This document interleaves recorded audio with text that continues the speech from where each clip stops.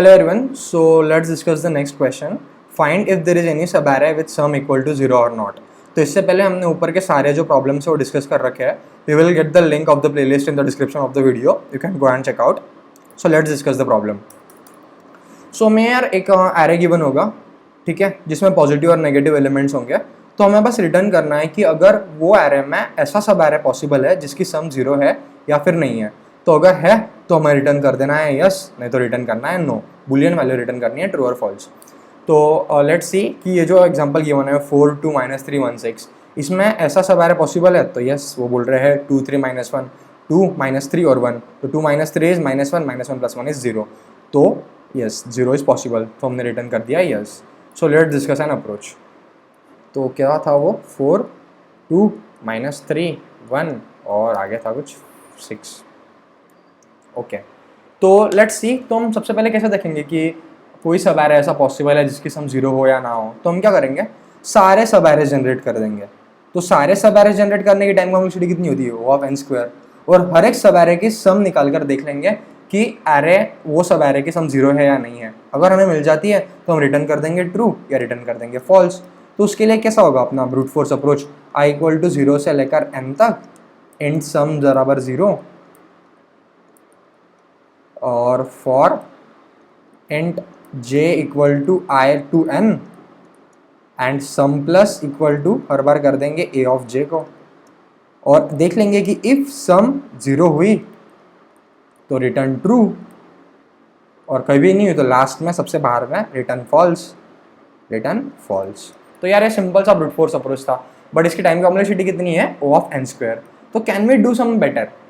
तो यार देखते हैं कि अगर हम यहाँ पे प्रेफिक्स सम क्या होता है कि हर एक जैसे ये एक प्रेफिक्स सम एरे है, ठीक है, तो यहाँ पे जो एलिमेंट होगा वो अब तक के सारे एलिमेंट की सम होगी, ठीक है, वो डिनोट करता है प्रेफिक्स सम.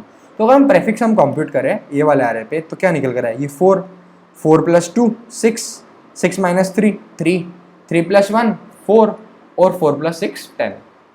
ओके, तो यार यहाँ पे देखो 4 जो है वो 2 बार आया है, एक तो यहाँ पे और यहाँ पे. और क्योंकि ये प्रेफिक्स सम आ रहा है मतलब यहाँ तक की जितनी सम थी या इसके पहले से लेकर यहाँ तक के एलिमेंट की वो 4 है, और यहाँ तक के एलिमेंट्स की जो सम है वो भी 4 है. तो हम क्या बोल सकते हैं कि जो बीच वाले एलिमेंट्स है इनकी कुछ सम है ही नहीं है, तो 0 कंट्रीब्यूट कर रहा है, क्योंकि यहाँ तक भी 4 आ गया था फिर से 4 आ गया. तो जो बीच वाला है इन्होंने कुछ सम में कंट्रीब्यूट किया, कुछ ऐड या सब्ट्रैक्ट किया नहीं किया, तो हम बोल सकते हैं इनकी सम क्या होगा, 0 होगा. तो बस यही हमारा लॉजिक होगा कि हम क्या करेंगे, प्रेफिक्स एरे बना लेंगे, प्रेफिक्स सम एरे, और देख लेंगे कि एट एनी इंस्टेंस जो हमारी सम निकल कर आ रही है वो पहले कहाँ पे आई है कि नहीं आई है. अगर तो वो आई है इसका मतलब बीच वाले एलिमेंट्स का जो सम है, जो बीच वाला सब एरे है उसका सम क्या हो जाएगा, 0. तो काफ़ी सिंपल सा अप्रोच है, एक बार कोड करके देख ले. तो सबसे पहले इंपोर्ट करा लेंगे अपने स्निपेट को. ओके, उसके बाद हम एक बार सबमिट भी करने वाले GFG पे. तो इसी फंक्शन में जो अपनी कोड दिखेंगे, लॉजिक इंडेंटेशन कर देते हैं, ठीक. ओके, और अभी सबसे पहले हम क्या करेंगे, साइज ऑफ एन एरे को इनपुट ले लेंगे. Okay, int n sin n. उसके बाद एक एरे को हम डिक्लेयर कर देते हैं ऑफ साइज n. उसके बाद इनपुट एन एरे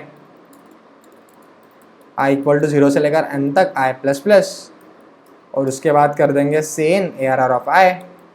ओके, इसके बाद आउटपुट लॉजिक. तो इफ सब एरे एग्जिस्ट, अगर तो ये ट्रू रिटर्न करता है तो क्या प्रिंट करा दो, तो प्रिंट करा दो यस कि यस भाई है ऐसा सब एरे जिसकी सम है 0. अगर तो ये फॉल्स रिटर्न कर रहा है तो से आउट करा दो नो, और कर दो यहाँ पे हैंडल. तो मेन लॉजिक लिख लेते हैं. तो सबसे पहले एक हमें मैप लगेगा. क्यों, क्योंकि जो करंट सम आई है वो पहले आई है कि नहीं आई वो हम चेक कर रहे हैं. तो पहले आई है कि नहीं आई है वो स्टोर करने के लिए हम एक unordered ANORDERED unordered map of size, unordered map of int, MP. तो अनऑर्डर्ड ही क्यों यार, क्योंकि जो इंसर्शन और डिलीशन है अनऑर्डर्ड मैप में वो ऑफ 1 लेता है. ऐसा क्यों, क्योंकि internally unordered map uses hash table, और जो नॉर्मल मैप होता है वो log n लेता है क्योंकि वो रेड बैक्ट्रीज को यूज़ करता है. ओके, तो int sum = 0 कर दिया. उसके बाद फॉर int i = 0 से लेकर n तक i++, सम को कर दो इंक्रीमेंट ARR of i से, और देख लो कि अगर तो ये फ्रीक्वेंसी ठीक है, इसका एमपी नहीं फ्रीक्वेंसी नाम देते हैं, अच्छा नाम। इफ फ्रीक्वेंसी ऑफ सम जो है ये पहले भी आ चुका है तो रिटर्न कर दो क्या, ट्रू।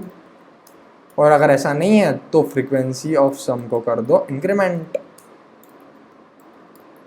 इसके बाद रिटर्न कर दो फॉल्स, क्योंकि अगर कभी रिटर्न ट्रू हुआ ही नहीं तो फॉल्स होगा। तो ठीक है, इसमें भी एक एज केसेस है यार, कौन सी, तो कंसीडर एन एरे 4 3 -7, तो 4 + 3 7 7 - 7 0। इसका मतलब अगर हम कोई भी एरे में पूरा एरे कंसीडर करते हैं एज अ सब एरे और उसकी सम देखते हैं तो 0 अगर पॉसिबल है तो भी रिटर्न ट्रू करना चाहिए।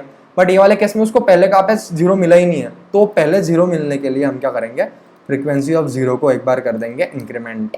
ओके, तो एक बार रन करके देखते हैं कोड को। तो सपोज 2 टेस्ट केसेस है, पहले वाले में 3 है, अगले वाले में कितने एलिमेंट्स है, 4 2 -3 1 6, 4 2 -3 1 और 6, साइज ऑफ एन एरे है 5, और इसको कर देते हैं अनकमेंट, एक बार करके देखते हैं रन।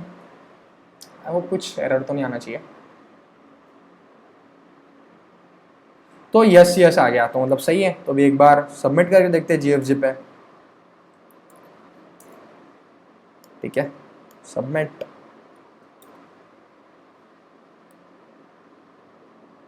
इंडेंटेशन ठीक करके सीधा सबमिट पे क्लिक करते हैं क्योंकि रन तो हो ही गया था।